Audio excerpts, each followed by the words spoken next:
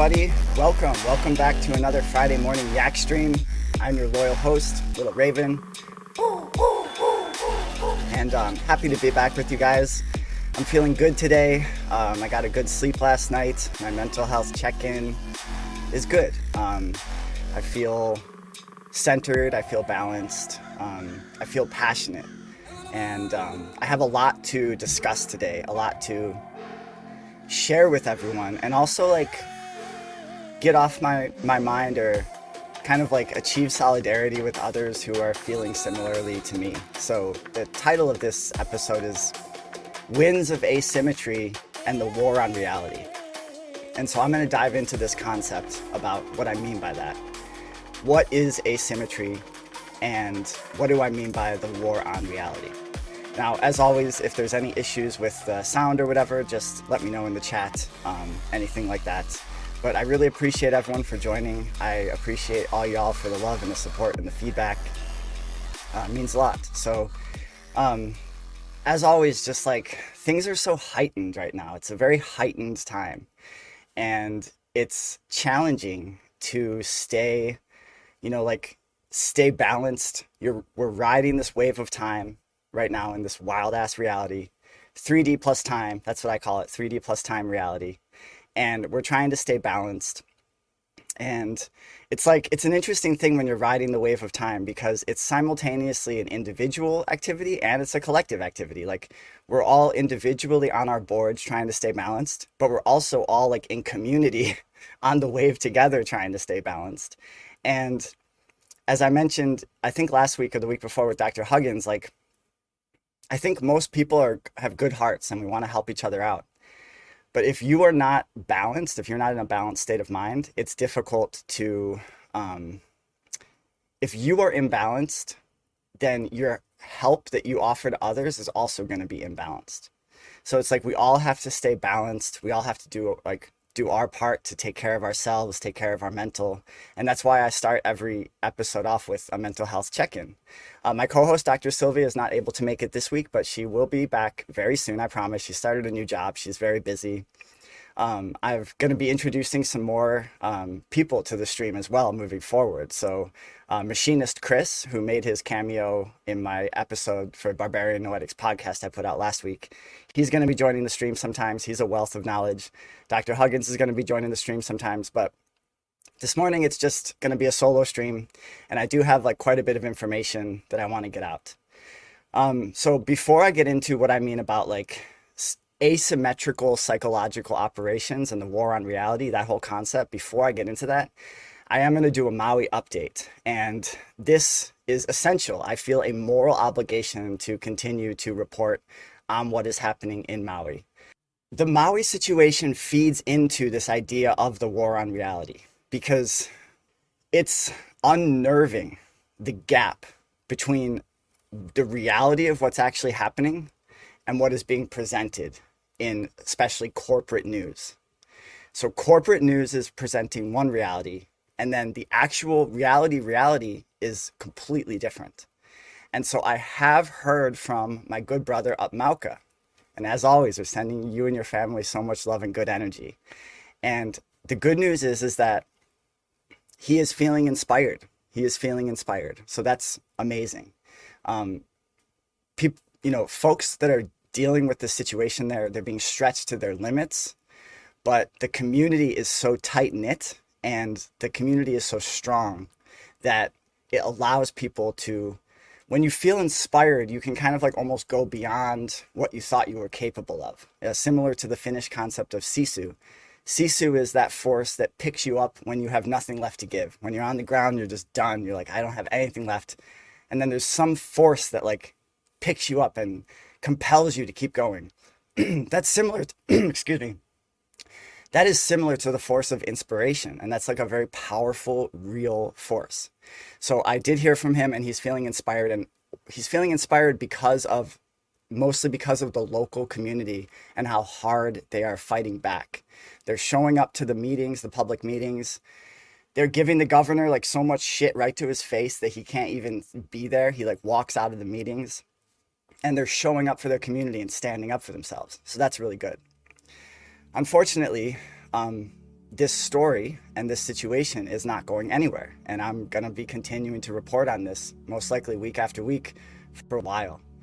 Because we have to keep our eye on the ball, and we have to continue tracking what's happening so that we actually exist in reality and not in the fake reality that the corporate media is presenting to us.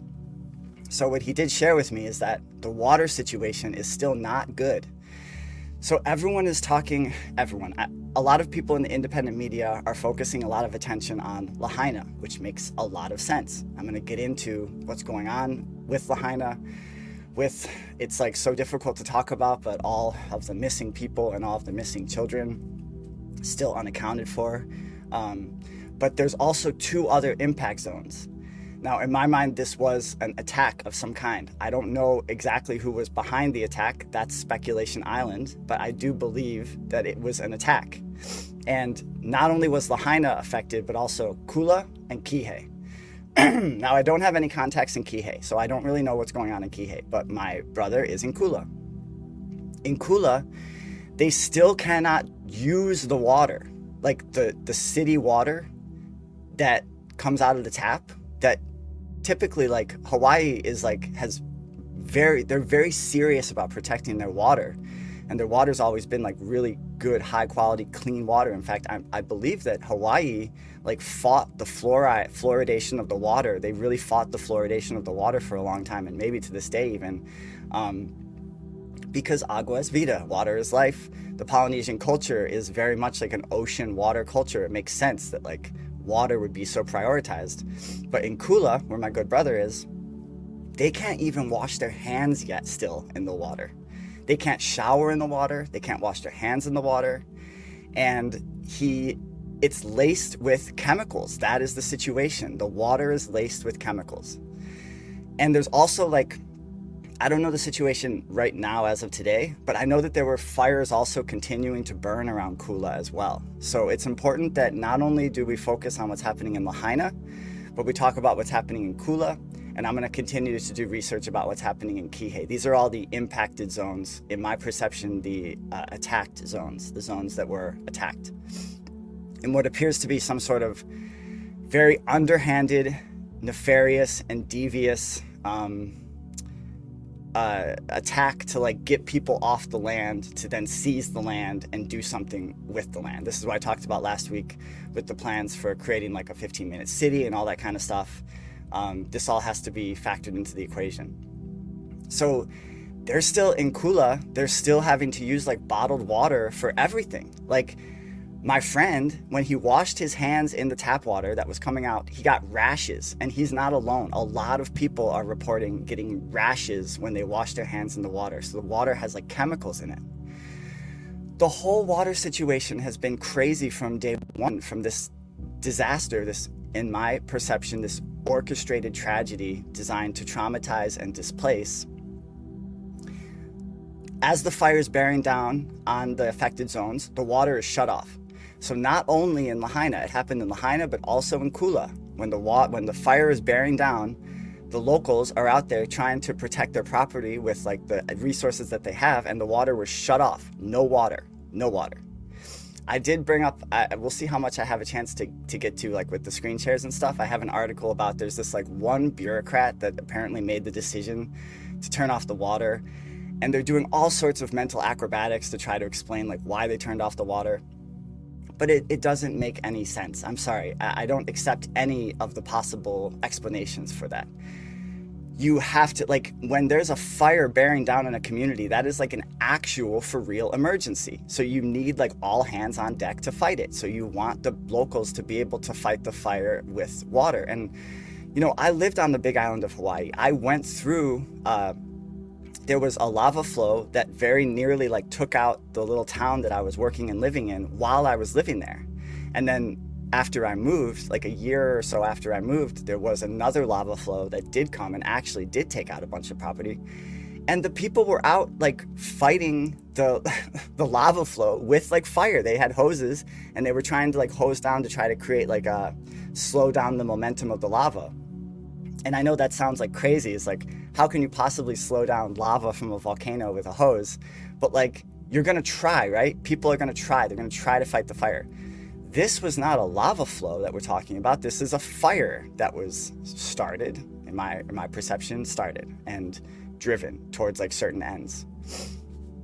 So the fact that the water was shut off to me is extremely, extremely sketchy.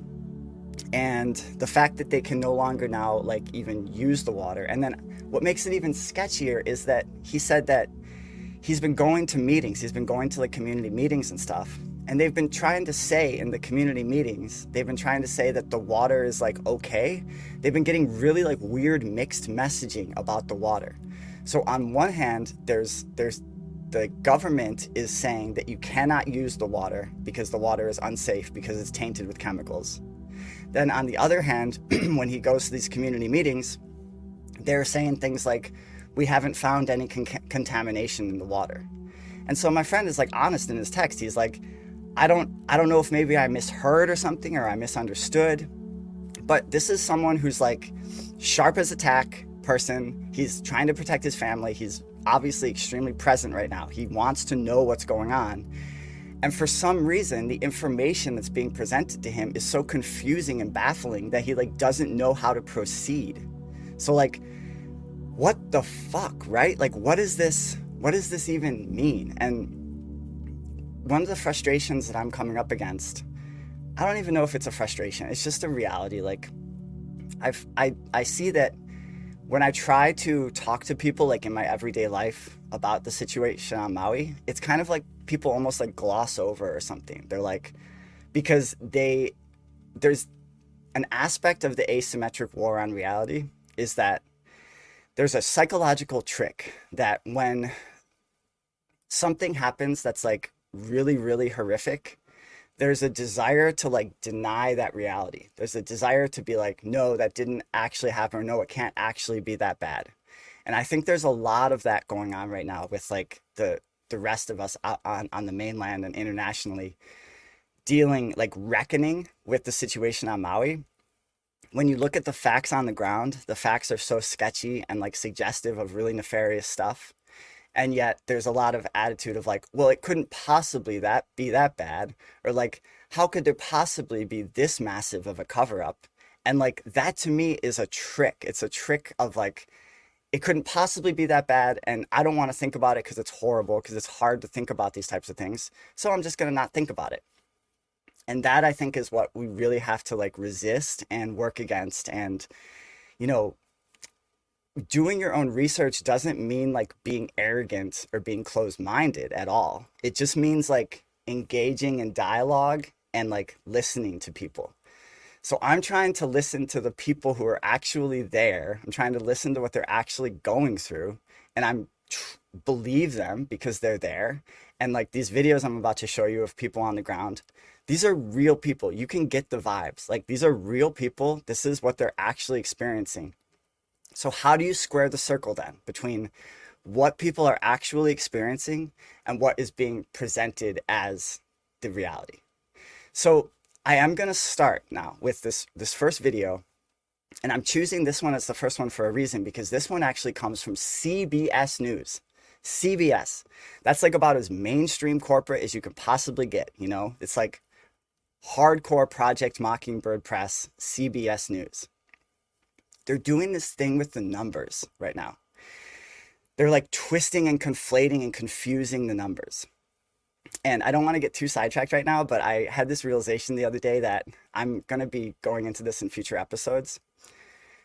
The word confusion, I feel as though the word confusion in and of itself is a psyop, because the philosopher Confucius, for some reason it just popped in my head the other day at the gym. I was like, if you describe something that is like of the philosophy of Confucius, that would be Confucian. Confucian. And the West has like always been so like threatened by like Eastern philosophy and stuff like that. So is this actually like, is that just a fluke or coincidence? Or is that like an intentional word trick to try to get people to like disregard or degrade the teachings of Confucius? Because I was looking into the teachings of Confucius, and it's pretty interesting stuff. Like the moral arc of the universe and stuff like that, like really basic foundational ideas. So it's just kind of interesting to me that confusion and Confucian are like almost identical phonetically. That's just interesting to me. Anyways, got a little sidetracked. So this comes from CBS News. This is Project Mockingbird Press all the way, and they're playing games with numbers. And right now, if you look at like if you do a Google search or whatever of like Maui death toll, they're still going to be talking about like 110, 111, something like that, like certified dead or passed or whatever like that. Like they're still throwing out these numbers like this, but at the same time that they're saying like, oh, 110, 111, even CBS is acknowledging that there are 1,300 plus, 1,300 plus. So that even that is like tricky. That's a tricky thing. What's the plus? Like how much plus? 1,300 plus missing, unaccounted for. We don't know what happened to them. That makes no sense whatsoever. Why would there be just people like missing, unaccounted for? We don't know what happened to them. That means that that is huge fucking news. Like even if those people have not passed, and of course I pray that they're still with us, but like where are they then? Where are all these missing people? That's like a lot of people.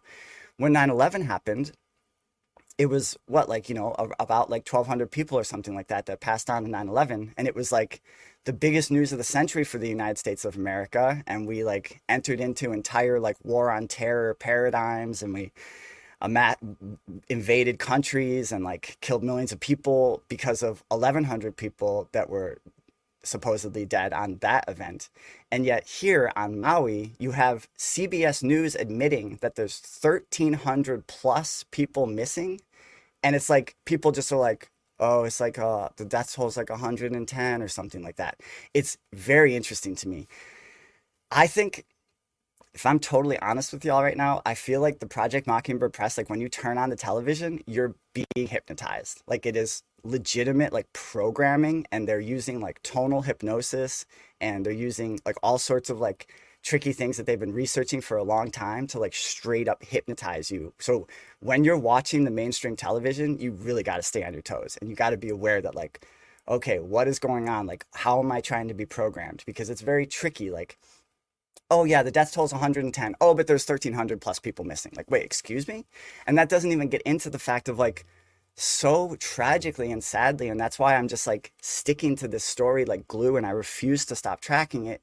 One of the reasons is because like a lot of these are kids, because the high winds that occurred, these sketchy high winds that came in from directly from the supercomputing site, from the interior of the island, which never happens, these crazy winds that came from the interior of the island, and the hurricane force and all that kind of stuff created a situation where the winds were so high that they had to cancel school on the very day that the fires occurred.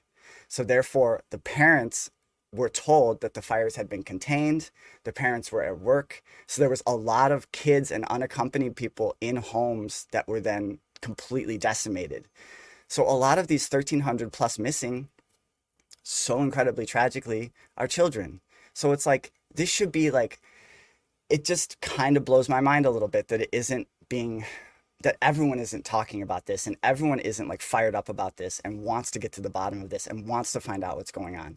But I'm going to continue to do my part. As always, I'm going to continue to fight the good fight. So Boomer Raven is now, I'm going to share, this is from a recent Convo Couch episode, actually. Convo Couch is a show on Rockfin. They're on other platforms as well. Craig Pasta, Jardula, and Fiorella Isabel, I believe. Craig Pasta has been covering for Jimmy Dore recently as well. And anyway, so Craig Pasta actually did go, he went to Maui, and I give him a lot of credit. He got on a plane, he went to Maui, and so he reported some videos of locals. So I want to share these videos, and then we'll discuss. And as always, Boomer Raven apologizes if this takes me a hot second to share the screen.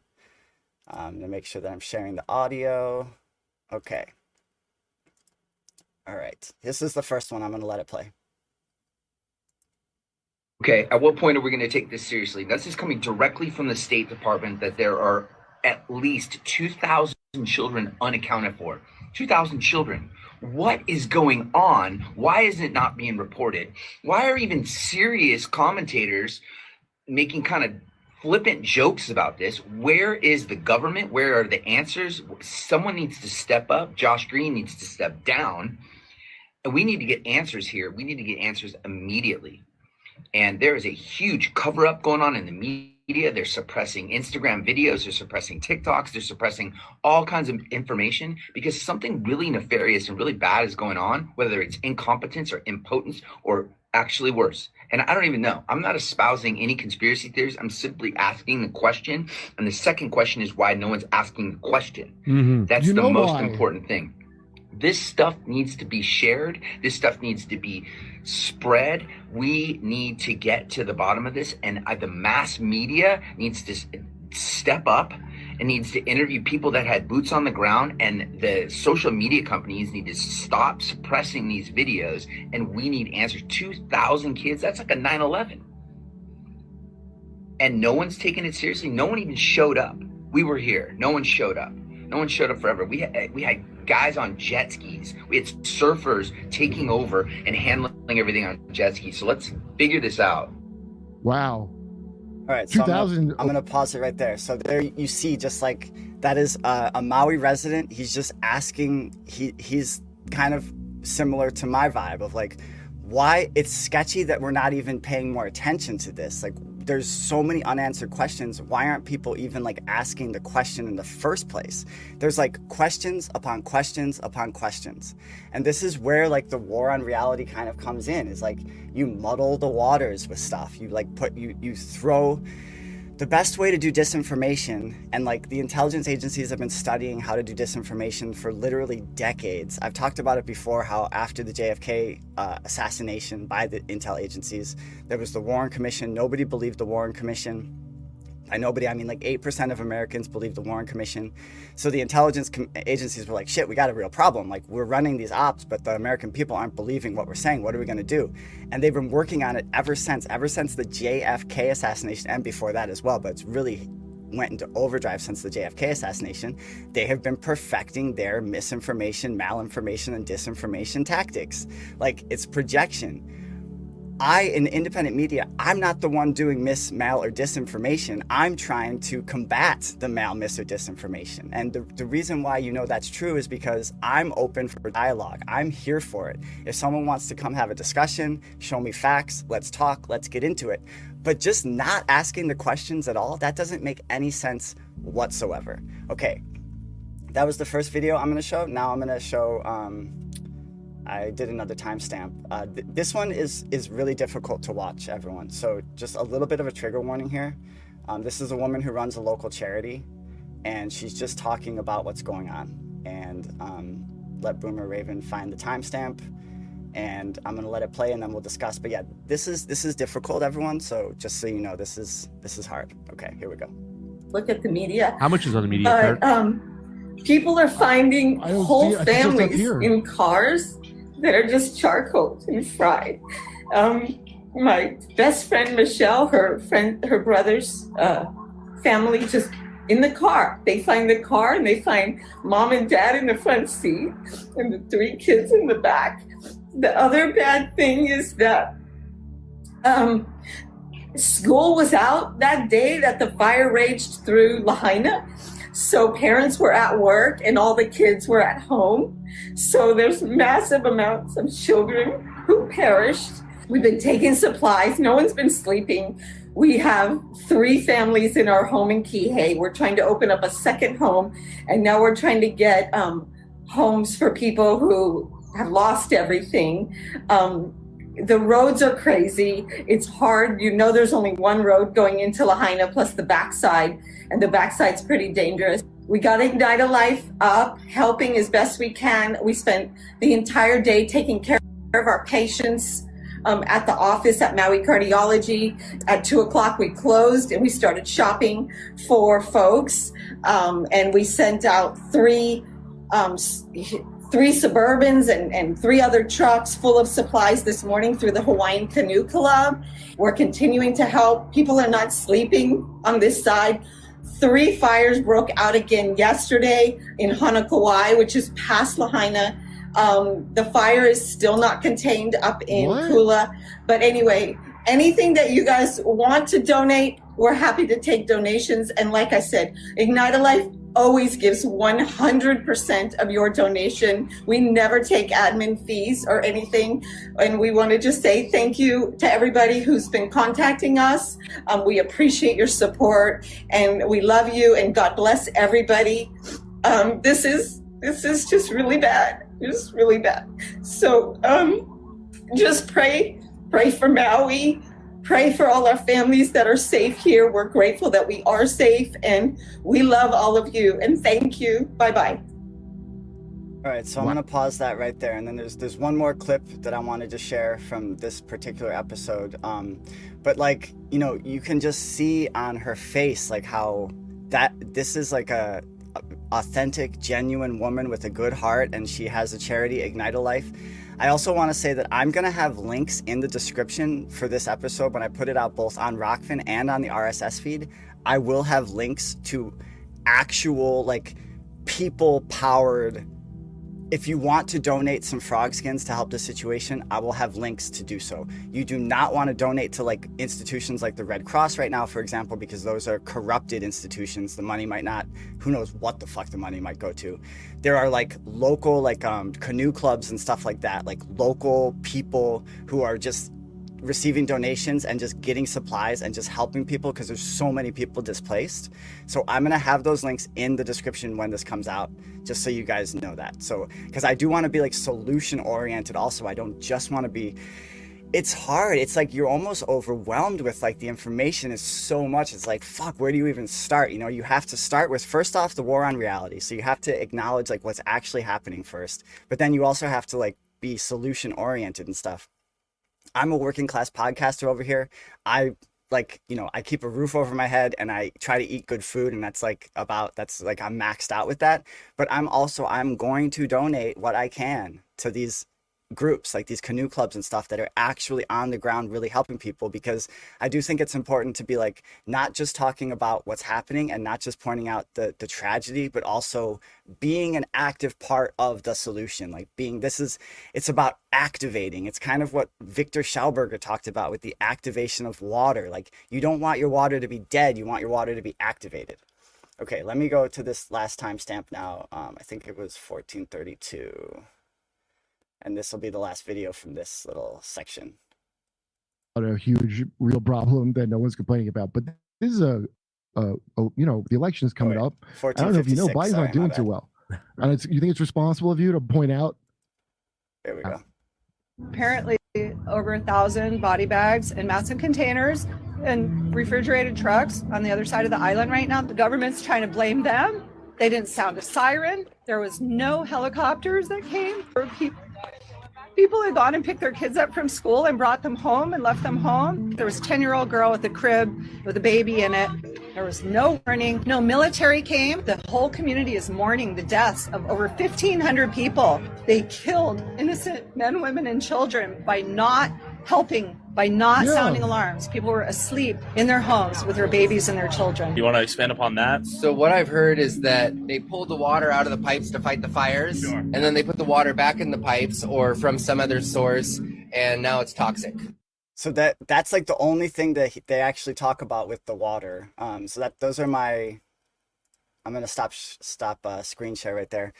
Those are the what I wanted to show from that particular episode. And the very last clip, he does talk about the water situation. There's so much confusion about the water that no one like knows what's going on with the water. So there's a lot of like, yeah, again, it's absolutely insane. And like, so it's a very important, without beating a dead horse over here, it's just very important to like get into our minds that when we turn on the corporate news, we're turning on like state propaganda.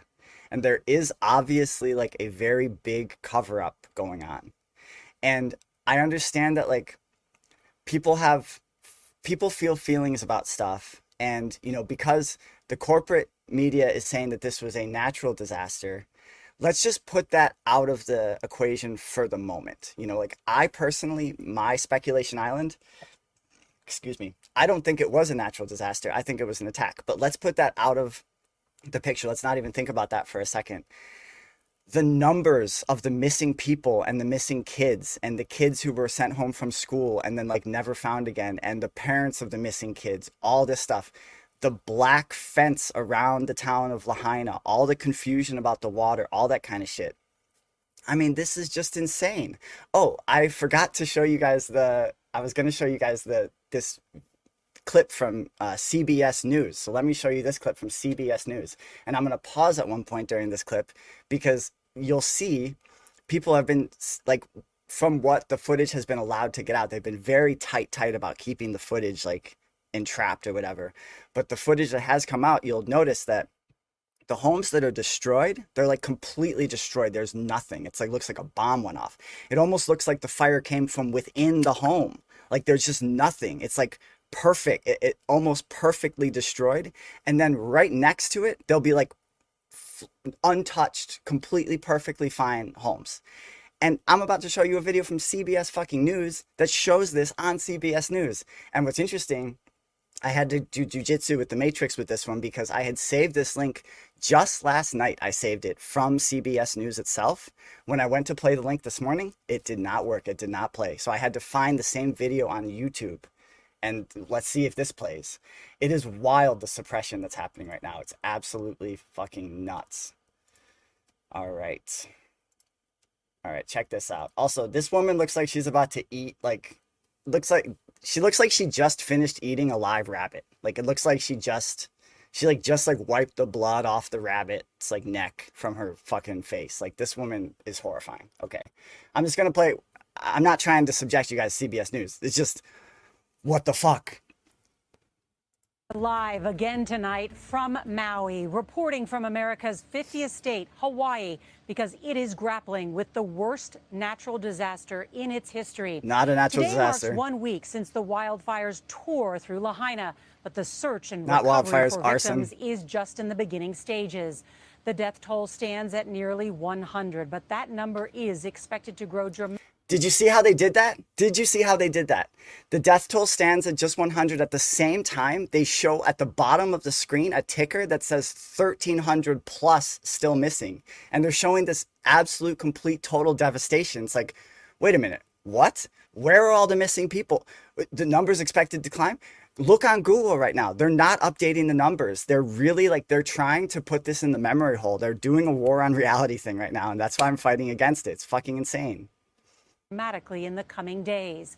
The National Guard and 20 cadaver dogs continue the painstaking search for victims. There, see that?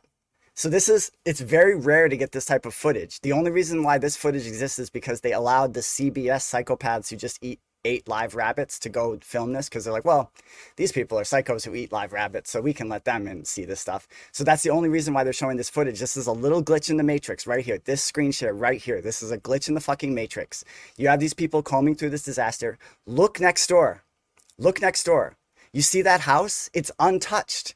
There's like a little charcoal burn. I see a little charcoal burn on the chimney right here. A little charcoal burn on the chimney. The house itself looks completely untouched. Look at these trees. The trees are completely untouched. How does this make any sense in a true wildfire situation? Just think about this. In a true wildfire, think about the winds, you guys. The winds were going so high that they had to, quote, cancel school, unquote. That's what created like this fire tornado, because the winds were going so high. It was spreading all the fires. How the fuck then do you have this house right next door completely untouched and this tree completely untouched?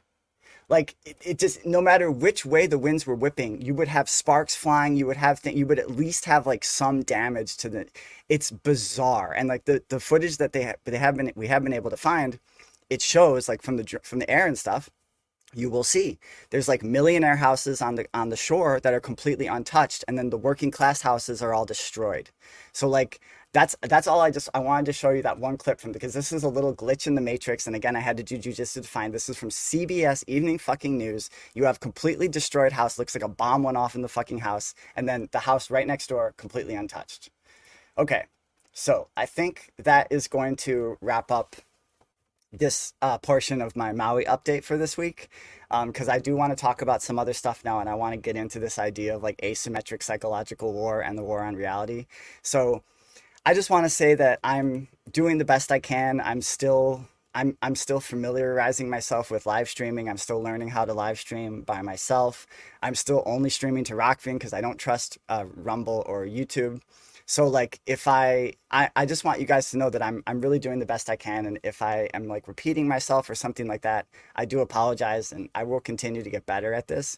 But I just feel like, again, I feel a moral obligation to continue tracking the Maui story, and it's psychologically difficult for me as an individual because as I say, when I try to talk to people about what's going on there, it's like their eyes kind of like glaze over, and it's like I'm not, there's like a misfire or something like that, and it's like, oh, it's a natural disaster and 110 people are dead. No. Okay, maybe it was a natural disaster. I don't think it was, but we know for a fact there's way more than 110 people dead. The death toll is expected to climb, says CBS Evening News, while 1,300 plus missing, and no one is talking about the missing children. No one is talking about the missing children. That I find extremely suspect. Just the fact that no one's even talking about it is suspect. Okay, now I'm gonna you're gonna have to excuse me if I like muddle through for a second because I have some more links. Oh, that's right. I wanted to talk about this aspect too, really quick. Before I get away from Maui, I want to talk about this article. I'm gonna share this really quick. So this is about the numbers that I was talking about, how the numbers are sketchy. I also had to do jujitsu to find this article because the links weren't working to this article. More than 1,700 students from Lahaina public schools have not enrolled since the quote wildfire. And this is from MauiNow.com. So this is like a local news source. More than 1,700 students. So because I did the math in my head. I'm like, how many students were in the Lahaina public school system? The State Department of Education estimates that out of nearly 3,000 students who were enrolled at 4 Lahaina public schools prior to the August 8 wildfire, 1,757 of them have not enrolled in another public school or opted for distant learning.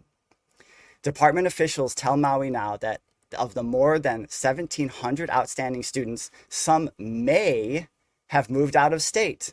They may have enrolled in private schools. First off, how many people in like working class Lahaina are going to be able to enroll in private schools just like on a dime?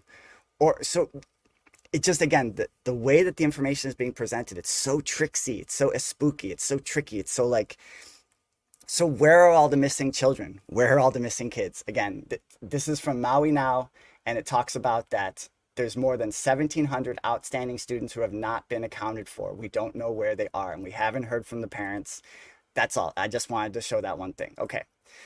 All right. So now moving into the next part of this stream, I want to talk about what's going on in, so I'm going to try to do a little segue here, try to do a podcast segue. So we're talking about the numbers and how the numbers don't match reality in Maui. And we're talking about how there's like people are being siloed in different reality silos, depending literally on like what programming, what media they're consuming, whether they do their own research or whether they trust the television. There's reality silos being set up and people are literally existing in separate realities. Could you have possibly thought of a better way to control a population than to literally keep people in reality silos? I mean, it's like, it's in a way, you kind of gotta give the devil its due. It's kind of evil genius. Hold on, I have to take a sip real quick.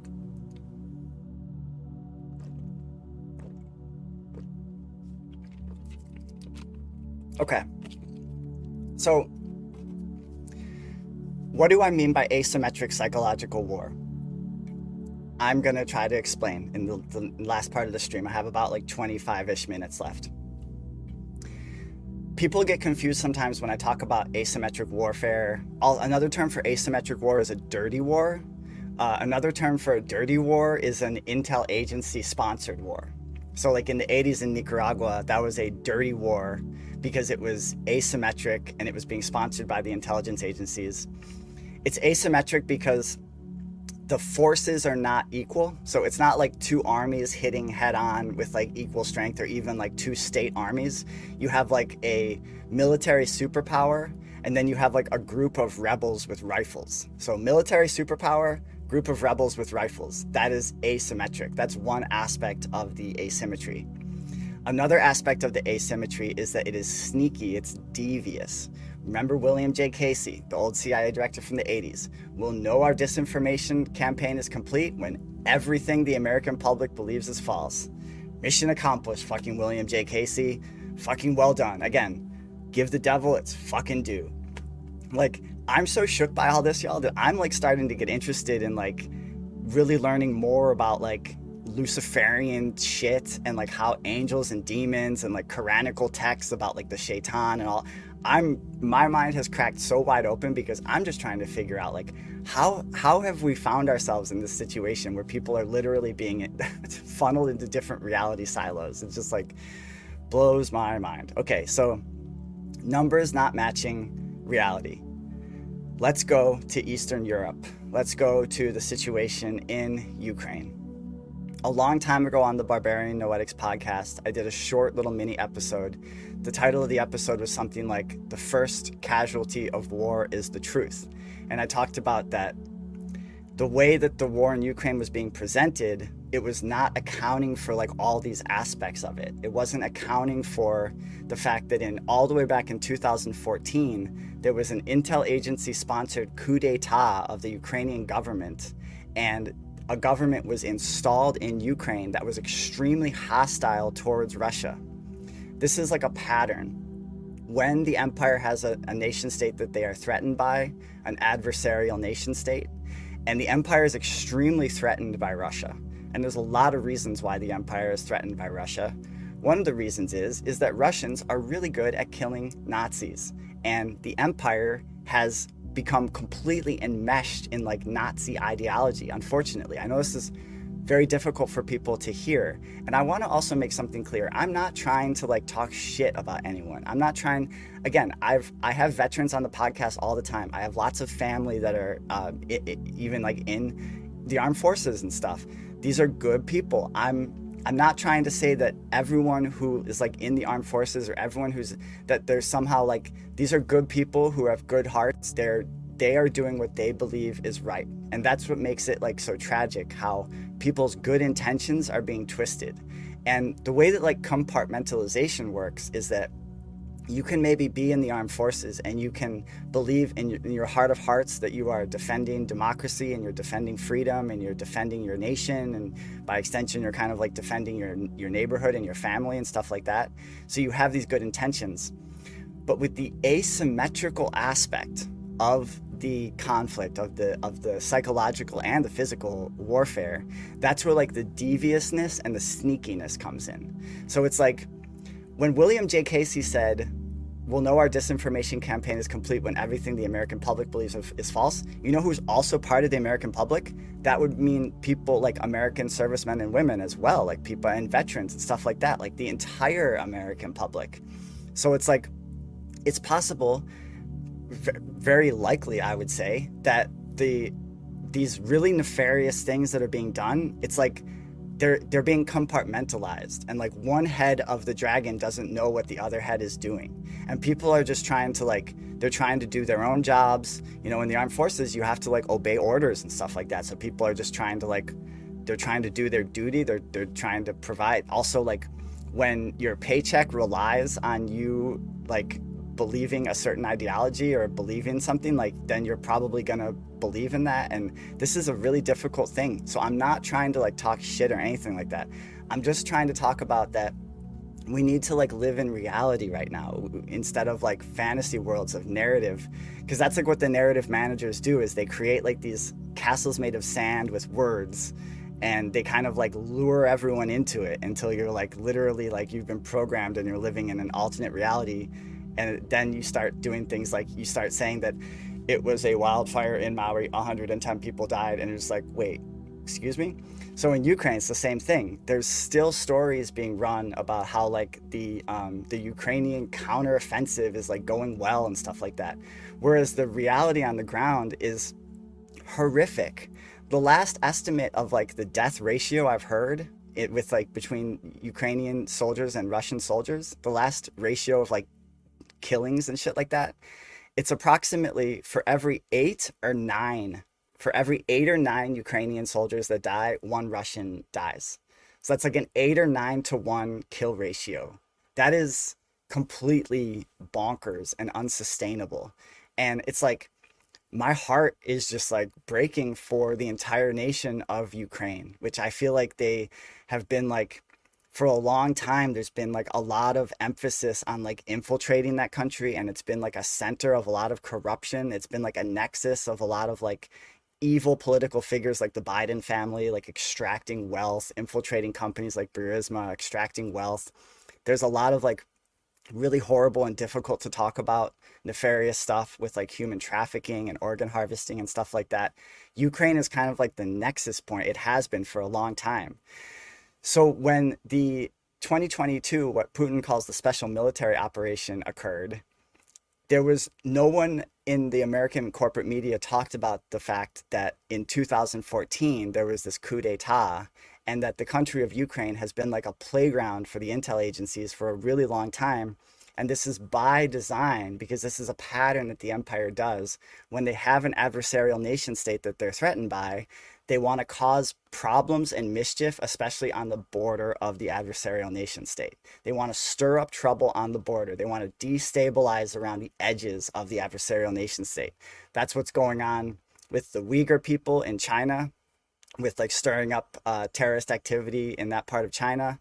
It's in Taiwan with like stirring up trouble with, even though the US acknowledges that like the one China policy, the US officially acknowledges that Taiwan is a part of China. At the same time, there's like efforts to try to like push for Taiwanese independence and try to stir up like some sort of even like military conflict, which that would just be horrific. Like imagine what's going on in Ukraine and then in Taiwan, like the People's Republic of China versus the little island of Taiwan. It's just talk about asymmetric. I mean, it's just completely insane. Luckily, it looks like the Taiwanese people are hip to that, and they voted in their last election. They voted in a group that wants to actually try to like patch things up with China and not have their entire island destroyed. But Ukraine has been so thoroughly infiltrated, and the mainstream corporate media, ever since for a long time, up until about the special military operation, they had even been reporting on the fact that Ukraine has like this far right neo-Nazi problem, and that it's like a real thing. And so hold on, I'm gonna have to find this link really quick. Here we go, I found it. This is an article from, let me share screen. This is an article from Reuters, all the way from, this is in 2018. And I'm just going to read you guys a little bit of this to give you an idea of what I'm talking about here. Okay, commentary. From March 19, 2018, commentary, Ukraine's neo-Nazi problem. As Ukraine's struggle against Russia and its proxies continues, Kiev must also contend with a growing problem behind the front lines. Far-right vigilantes who are willing to use intimidation and even violence to advance their agendas, and who often do so with the tacit approval of law enforcement agencies, and not just Ukrainian law enforcement agencies, but also the intelligence agencies of the empire too, the tacit approval of them, and a lot of money and funding is coming from the intelligence agencies. So while we're supposed to be fighting, everyone's talking about fighting white supremacy at home here domestically, and there's this emphasis on like, white supremacy is such a big problem in the US and all this kind of stuff. At the same time, our tax dollars are going to like arm and fund and train these far right entities on the border of our adversarial nations. A January 28 demonstration in Kiev, I still call it Kiev. I know they're trying to call it Kyiv, but it's Chicken Kiev. It's not Chicken Kyiv, so I'm still calling it Kiev.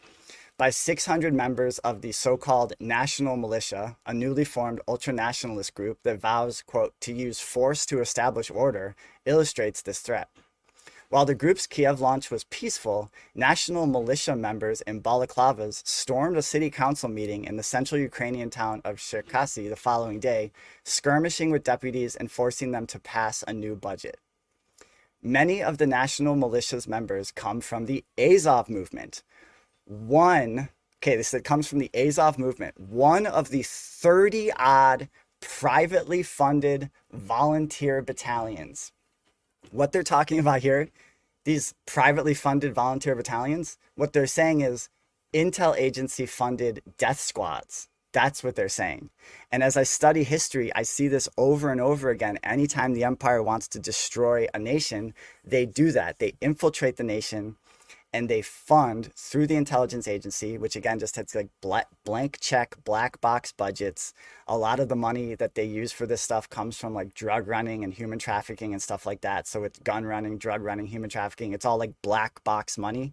So there's like they've passed legislation saying that they no longer have to audit anything. There's no accounting to the American people about how the money is used. And so how is the money being used? Well, for example, it's being used to fund 30 odd privately funded volunteer battalions that in the early days of the war helped the regular army to defend Ukrainian territory against Russia's separatist proxies. Although, this is great. So this is Reuters getting Reutery right now. Although Azov uses Nazi-era symbolism and recruits neo-Nazis into its ranks, okay, so that's the whole sentence right there. That's it. Azov uses Nazi-era symbolism and recruits neo-Nazis into its ranks, period. That's like how the sentence should end. Instead, Reuters is trying to spin it. So they say, well, I need to take another sip here real quick. So they say, although Azov uses Nazi-era symbolism and recruits neo-Nazis into its ranks, a recent article in Foreign Affairs downplayed any risks the group might pose, pointing out that, unlike other militias, Azov has been, quote, reined in through its integration into the Ukraine's armed forces. That is completely bonkers and insane. That makes no sense. What they're trying to say is that even though these battalions use Nazi-era symbolism and recruit neo-Nazis into its ranks, because they've been somehow like enmeshed in the Ukrainian armed forces, then that means that ideology just like dissipated and disappeared. That's completely insane. I mean, if anyone who really thinks logically understands that makes no sense whatsoever. Like, if someone is sporting Nazi shit and like believes in Nazi shit, even if they become like quote unquote integrated into an army, they're still going to carry that ideology with them. This is Nazi ideology. So again, war on reality, asymmetrical psychological operations. We're being told that domestically that like neo-Nazis is like the worst threat facing America, and domestic terrorism and white supremacy and all this shit. At the same time, our tax dollars, instead of helping homeless people get out from under bridges in every major city on every corner, we're instead sending just untold hundreds of millions, billions of dollars to real actual Nazis in other parts of the world for the sole purpose of destabilizing and causing trouble on the borders of our adversarial nation states. If you want to argue that somehow that's justified, you can argue that. I find no way that in any way, shape, or form that could ever be justified. You're talking about literally like seeding and propagating Nazi bullshit.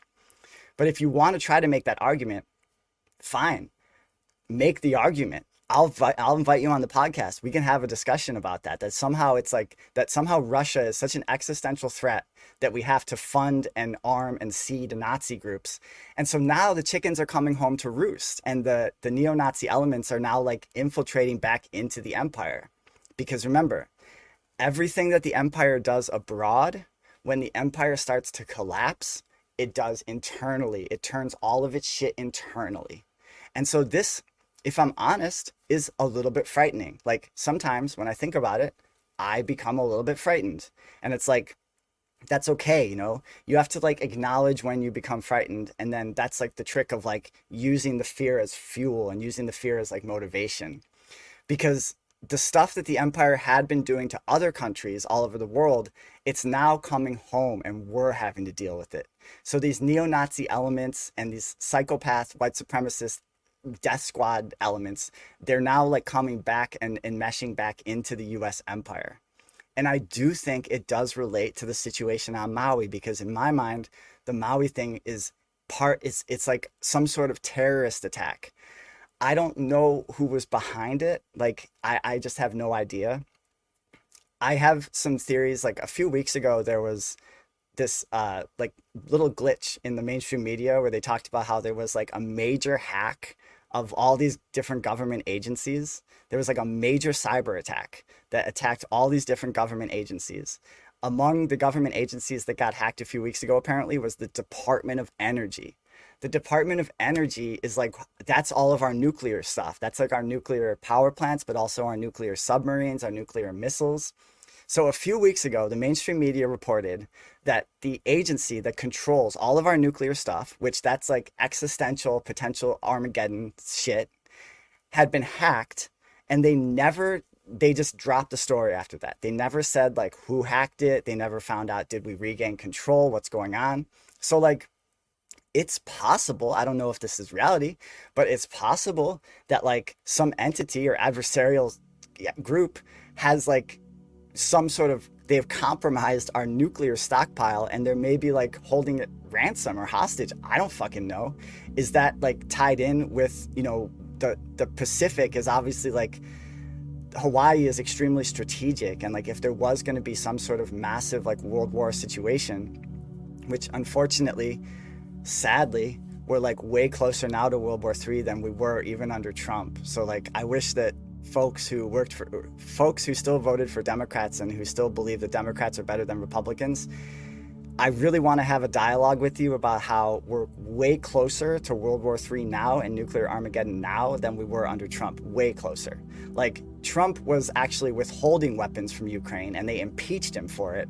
Biden took us out of Afghanistan, just like gave all of our weapons to the Taliban, and then went full bore into exacerbating the conflict in Ukraine, provoking Russia to take action.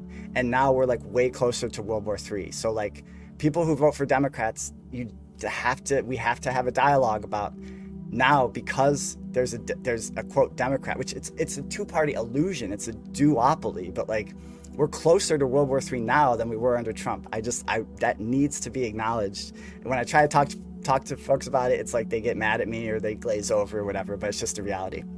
Okay, so I'm gonna show you guys this clip now this is from a rally in, and I maybe should have brought this up earlier, so I apologize. Let me just find it.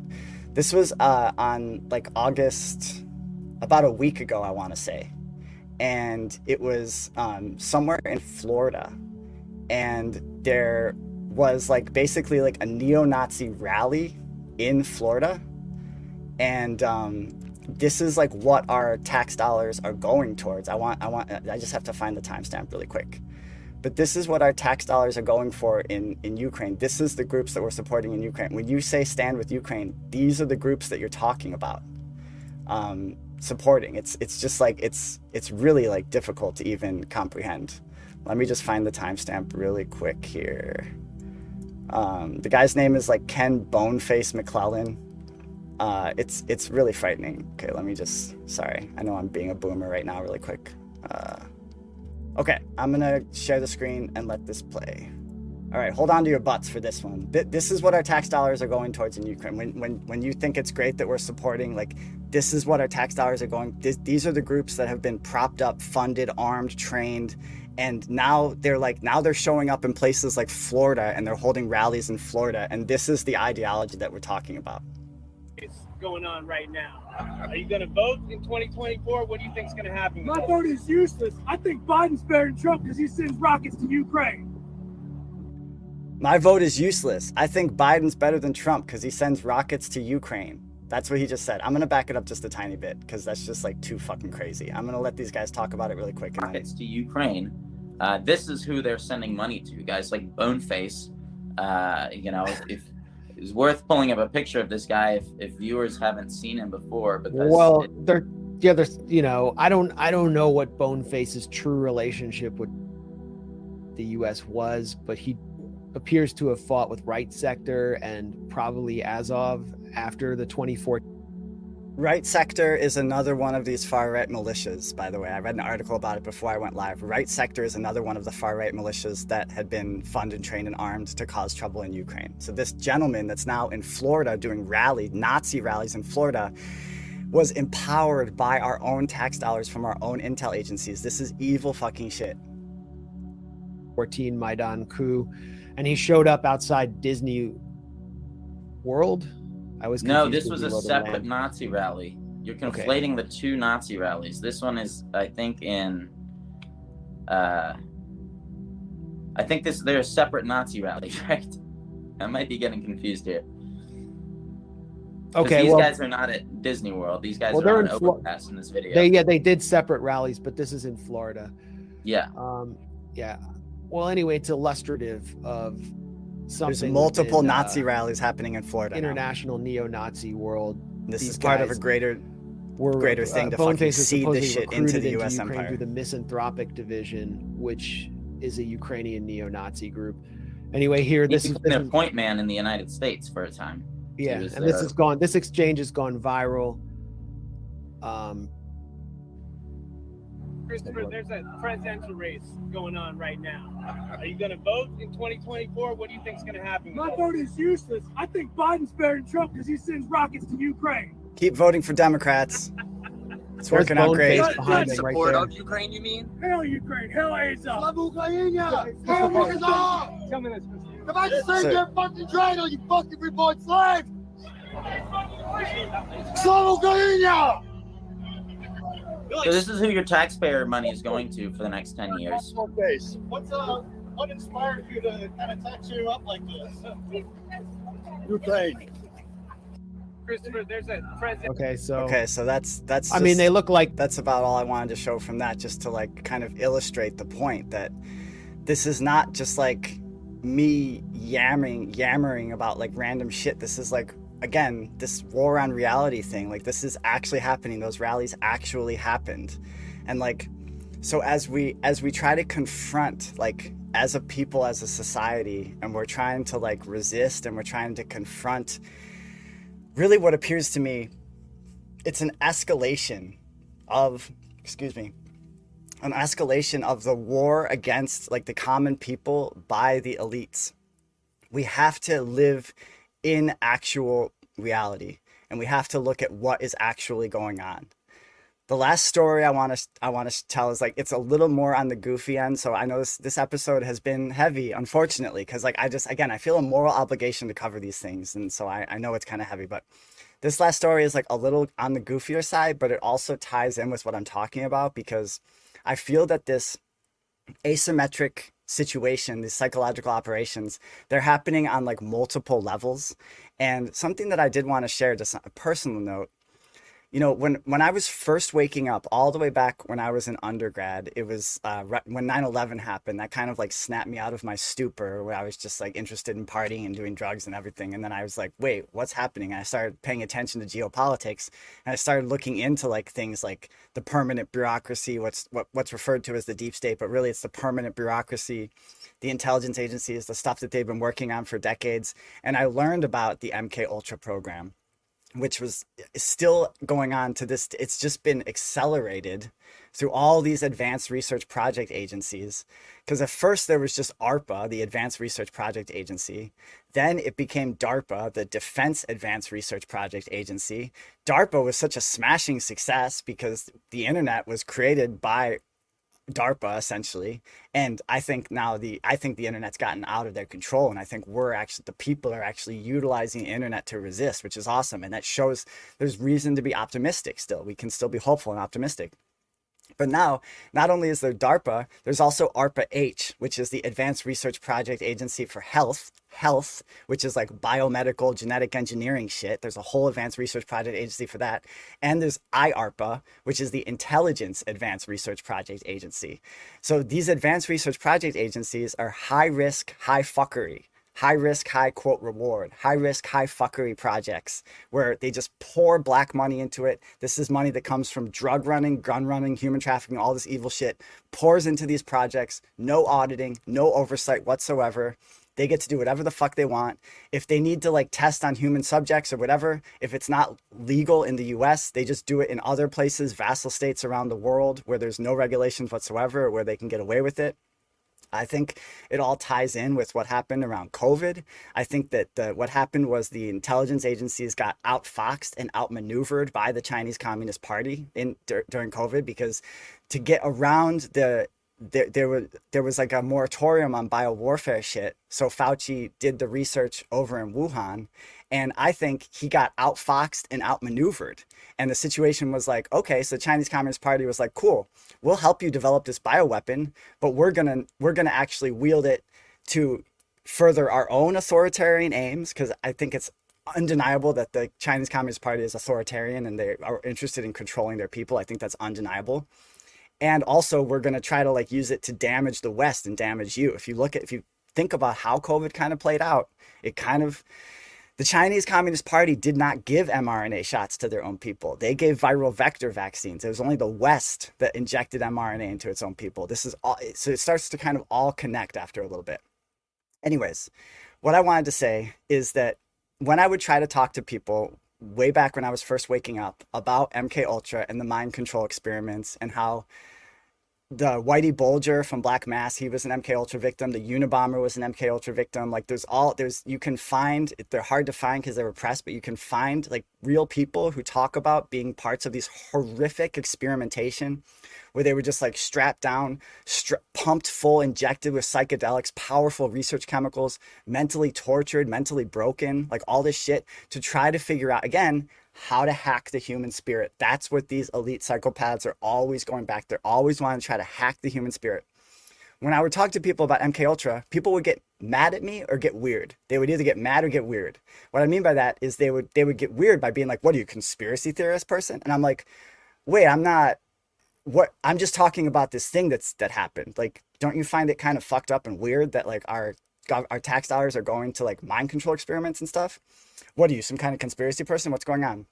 Or they would get mad and be like, what are you, not even patriotic? Because this was back right after 9/11, where if you questioned anything about the government or anything, at least where I was at the time on the East Coast, people would get mad at you and like say that you were being non-patriotic. I'm like, wait a minute, didn't one of the founding fathers say that like the tree of liberty has to be watered by the blood of tyrants from time to time? Like, aren't we supposed to actually like stand up for or are we supposed to just obey authority? I guess that's being patriotic, is just blindly obeying authority. It makes no sense, but that's neither here nor there. So the psychological operations are coming at all angles, and I was at the gym. A lot of times I get my little dose of like mainstream media fuckery when I'm at the gym because I'm on the stair climber just trying to get my endorphins, sweating balls. And then they got all the television television screens doing their programming at me. And I see like the headlines. And so that's how sometimes I get like a little, because I obviously I'm not ever going to waste my life tuning into this bullshit, but I see these headlines. And I saw this headline that said like, fans at Taylor Swift concerts are reporting amnesia and bizarre phenomenon at the concerts. And my gut was like, what the fuck? That's really weird. So I'm going to go ahead and share this article, and then I'm going to give you my theory, and then we're going to wrap up for today. The Taylor Swift fans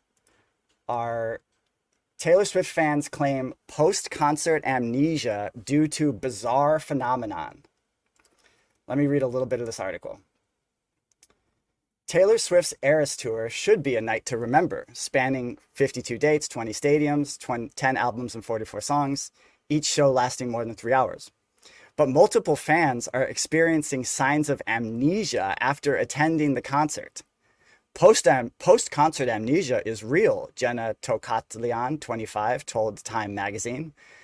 Tokatlian from New York went to see Swift at Gillette Stadium in Massachusetts, but she had spent so long dreaming about what it would be like to see the singer in person, she later claimed she couldn't grasp what was reality.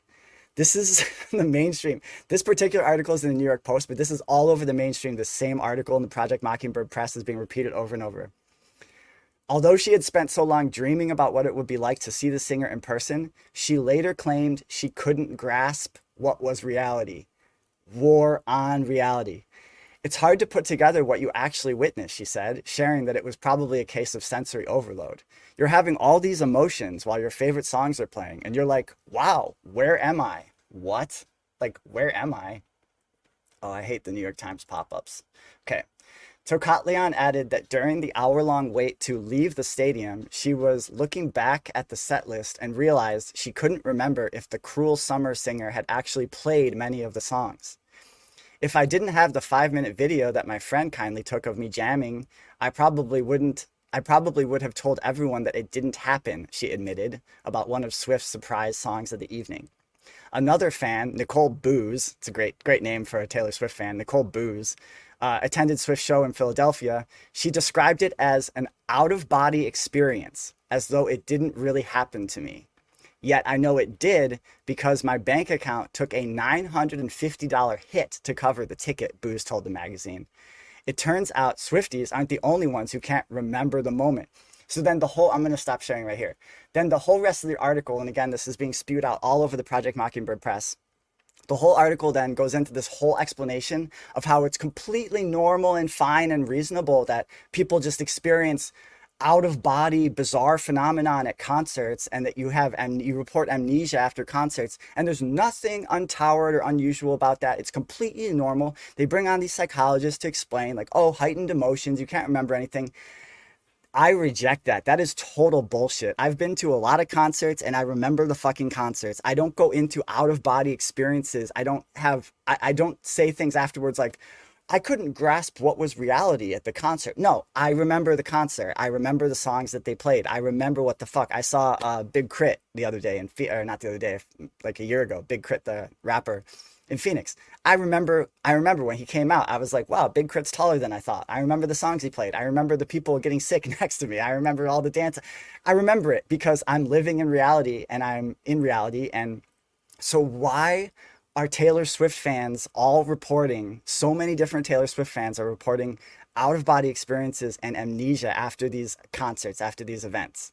And then the mainstream media is running Project Mockingbird press articles to try to explain away to everyone that it's completely normal. So that if, say, like a kid says to their parents, like, hey, I felt really weird after the Taylor Swift show the other night. It's like I felt like I wasn't in reality and I was having amnesia. The parents will then tell them, oh, well, it's okay because I read on the New York Crimes that that's completely normal, nothing to worry about. It's just heightened emotions and you go into a state of amnesia. This is a war on reality. What my gut tells me is that they are running experimentation and they're running ops in all sorts of different ways from all sorts of different angles. And they're using these so Taylor Swift is obviously completely like pop culture controlled, compromised figure. We have to start thinking outside of the box. We have to start thinking about, okay, if the MK Ultra experiments never ended, which they never did, and they're still interested in mind control, they're still interested in hacking the human spirits, would they not utilize these opportunities to run experiments on tonal hypnosis? So what I mean by that is like when I'm in meditation, I listen to binaural beats all the time, and I listen to like certain hertz, 432 hertz, and like the love frequency and all this kind of stuff, because I resonate my frequency with the frequency of the universe, and it helps me to connect with my chakras. It helps me to connect with the source. What I believe is that they are running covert experimentation on American people, including young Americans who are going to these concerts, and they're using Taylor Swift as like a vector to run these experimentation with like tonal hypnosis, subliminal messaging, all that kind of shit. I'm fascinated by this topic. I will continue to research it.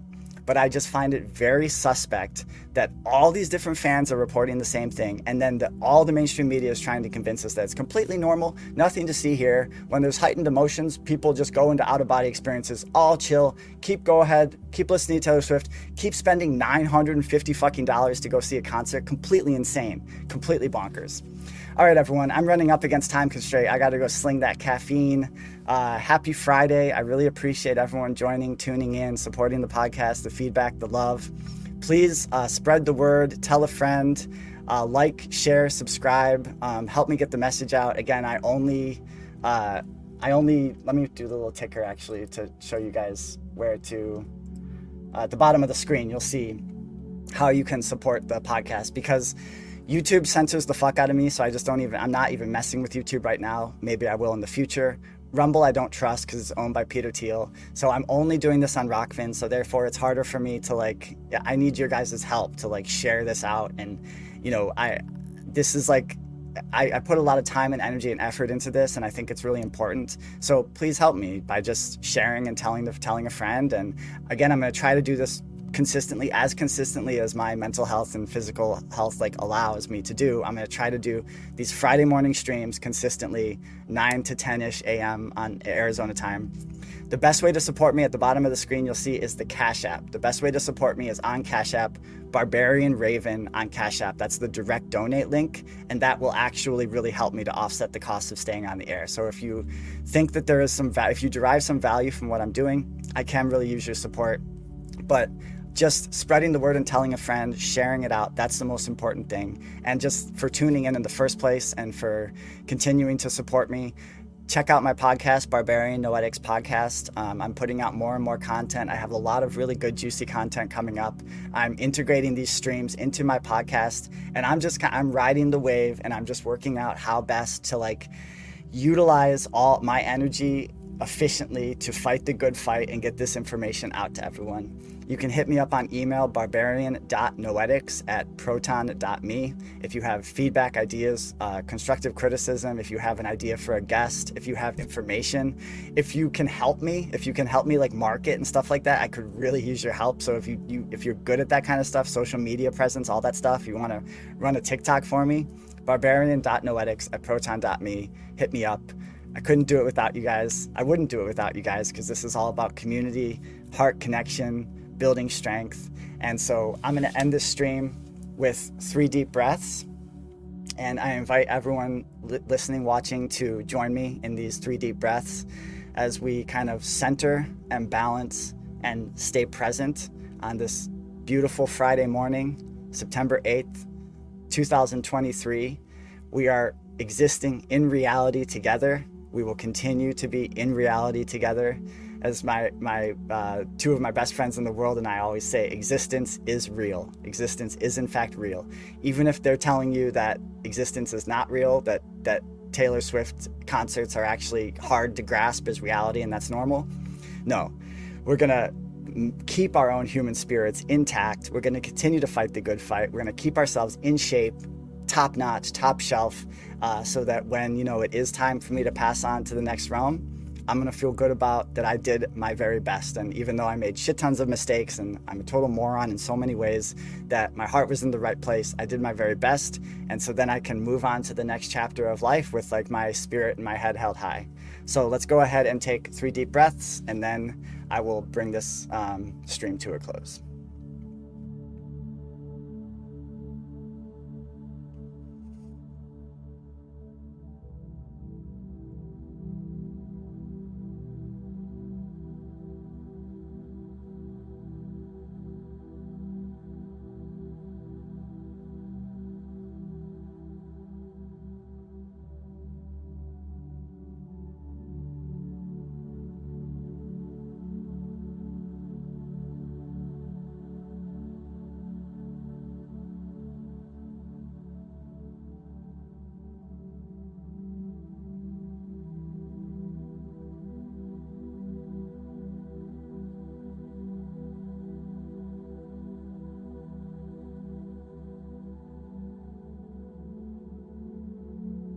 All right, everybody. Thanks again. As always, in the future, I'm going to start to set up times where we can like synchronize our meditation, because I feel that when groups of people meditate together at the same time, we can really actually have like a measurable impact on the world.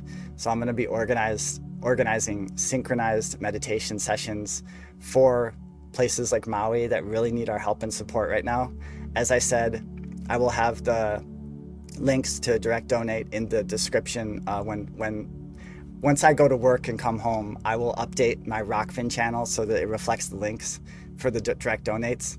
And when I put this out on the RSS feed, I will also have the links to help the people of Maui as well, if you can.